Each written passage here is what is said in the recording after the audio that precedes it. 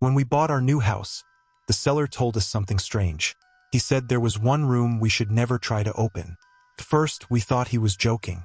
Houses don't have secret rules. But 3 nights after we moved in, we heard someone knocking from inside a wall. And that was the moment we realized the room he warned us about was never supposed to exist. Last year, my wife Sarah and I decided to move out of our apartment. We wanted a quiet place, somewhere peaceful. After weeks of searching, we finally found a house just outside the city. It looked perfect. 2 floors, large windows, a small backyard, and the price was surprisingly low. At the time, we thought we were lucky. Now I understand why the house was so cheap. The strange warning. The owner was an old man named Mr. Carter. When we came to sign the final papers, he looked nervous. He kept glancing at the house behind us like he didn't want to be near it. Before leaving, he said something strange. He looked directly at me and said, "Whatever you do, don't try to open the extra room." I frowned. What extra room? For a moment he looked confused, like he had said too much. Then he forced a small smile. "You'll understand if you ever find it." And then he walked away. At that time, we laughed about it. We thought it was just some weird joke. Our first night in the house was quiet. Too quiet. There were no cars, no neighbors talking, no dogs barking. Just silence. At around 2:30 a.m., I woke up suddenly. I heard something, a soft sound, like someone scratching a wall. I sat up in bed and listened carefully. The sound stopped. I thought maybe it was a mouse, so I went back to sleep. But the next night it happened again. The knocking. This time the sound was different. Not scratching. Knocking. 3 slow knocks. Then silence. Then 3 knocks again. It sounded like it was coming from the hallway wall. I walked out of the bedroom and stood in the dark hallway. The house felt cold. But it wasn't coming from the other side of the wall. It sounded like it was coming from inside the wall itself. The house plan. The next day, I decided to check the house blueprint. The previous owner had left some documents in a drawer. Among them was the original house plan. I spread it out on the table. Everything looked normal. Living room, kitchen, bathroom, bedrooms. But something felt wrong. The hallway wall where we heard the knocking. On the blueprint, there was supposed to be a small room behind it. But when I checked the hallway again, there was no door. Just a solid wall. The cold spot. That night I touched the wall. It was freezing cold. Much colder than the rest of the house. When I knocked on it, the sound was hollow. Like there was empty space behind it. Sarah came over and asked what I was doing. I told her what I had discovered. She laughed and said maybe the builders changed the design. But before she could finish speaking, we both heard it. 3 knocks.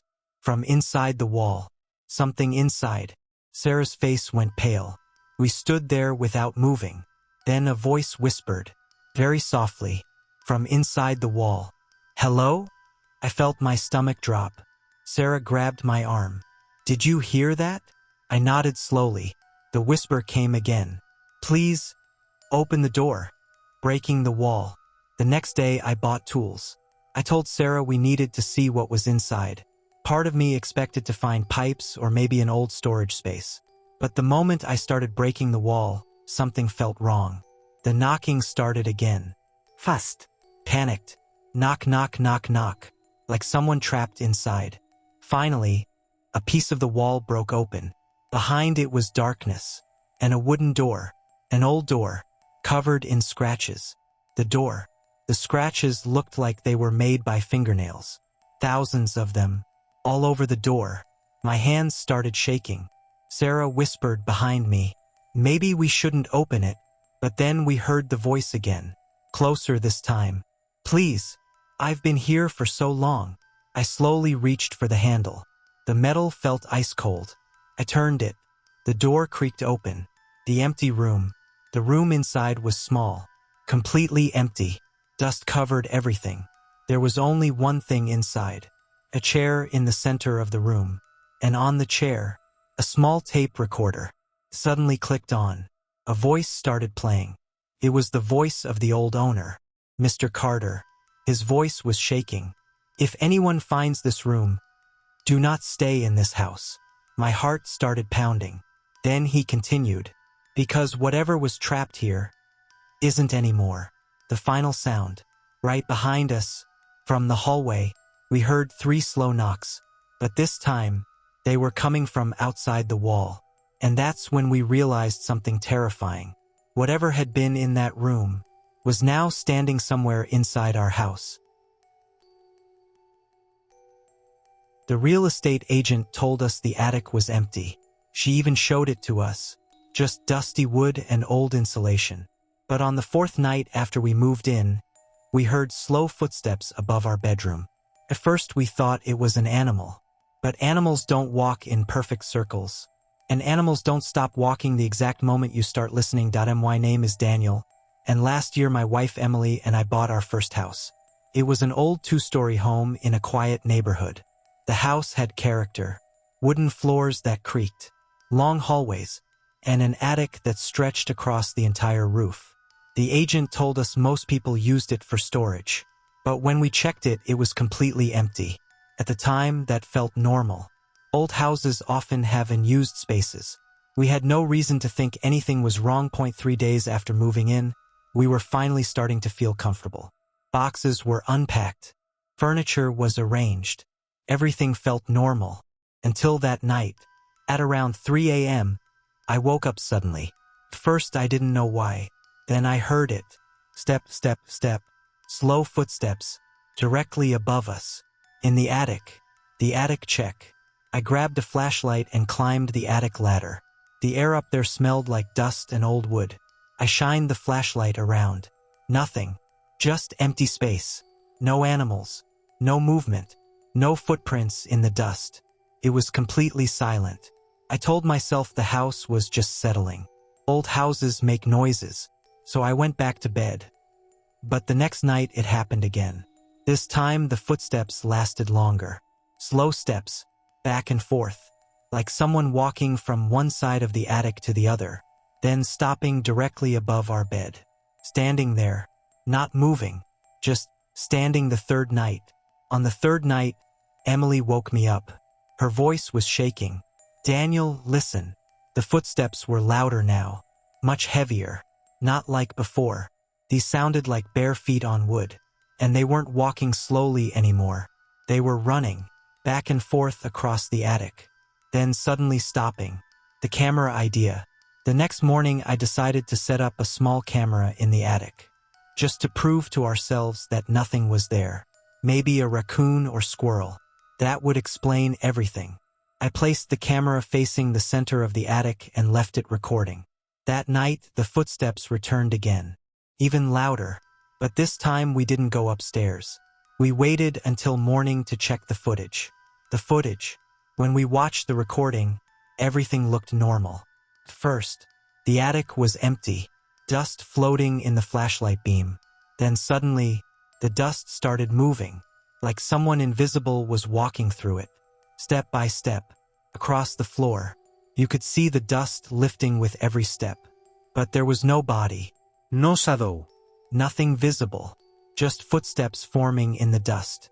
The final part of the video. The invisible footsteps stopped in front of the camera. Then something appeared. 2 dark marks. Like footprints. Slowly forming on the wooden floor. Wet footprints. As if someone with soaked feet was standing there. Watching the camera. The worst discovery. But the most disturbing part wasn't the footprints. It was the final moment of the video. Right before the recording ended, the attic ladder slowly opened by itself. And the camera angle showed something standing at the top of the ladder, looking down toward our bedroom. When we bought the house, the basement door was already locked. The realtor said the previous owner had lost the key. She told us it was probably just an old storage area. But the first night we slept there, we heard someone knocking from the other side of the basement door. And what scared us the most was that the knocking sounded like it was coming from far below the floor. Moving in, my brother Mark and I moved into the house together. It was a cheap place near the edge of town. 3 bedrooms, small backyard, and an old basement. The basement door was in the kitchen. A heavy wooden door with a large metal lock. We didn't think much about it at first. Some basements stay locked for years. The first knock. That night, we were watching TV in the living room. At around 1:40 a.m., we heard a sound. A dull knock. From the kitchen. We paused the TV. The knock came again. Slow. Heavy. Knock, knock. Mark looked at me. Did that come from the basement? I nodded slowly. The sound below. We walked to the kitchen and stood in front of the basement door. The knocking came again. But this time we noticed something strange. The sound didn't feel like it was coming from right behind the door.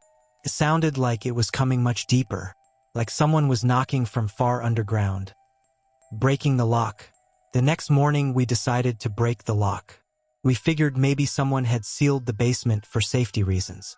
It took almost 20 minutes to force the door open. When it finally opened, a cold smell rushed out. The stairs led down into darkness. Old wooden steps disappearing into black. The basement. When we reached the bottom, we realized something disturbing. The basement wasn't normal. It was much deeper than it should be. The room stretched farther underground than the house itself. And in the center of the basement floor, there was another door, a metal door built directly into the ground. The final knock. We stared at the metal door. Then we heard it again. The knocking, but this time it was coming from under that metal door. 3 slow knocks, then silence, then a whisper, very faint. Is someone finally there? Mark stepped backward slowly, and that's when we saw the writing scratched into the metal door. It said, "Do not open. It learns your voice." And then, from beneath the door, we heard our own voices knocking back.